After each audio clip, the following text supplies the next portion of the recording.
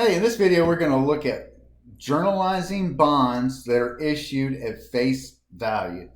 On January 1, 2018, Delaware Labs issued $100,000 5-year 10% bonds at 100.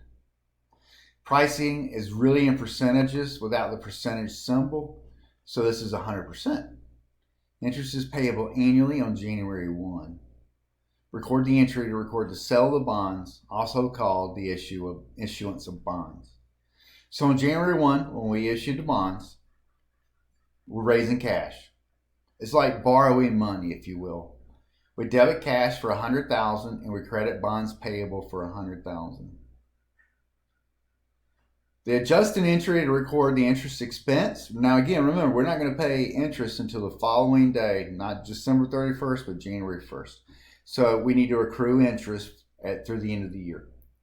So for a year, this is a year's worth of expense, and it's a $100,000 bond, 10%. So it's $100,000 times 10%. 10% times 100,000, or $10,000 interest expense. Debit interest expense, credit interest payable. The very next day, we're going to pay our bond customers. You will debit the interest payable for $10,000 and credit cash for $10,000. So this is how you handle or issue a bond at par and accrue interest on that bond and pay interest on that bond. All of this is at par. Pricing of a bond at par is 100, or it could be also 1 point. You might want to think of it this way, 1.00.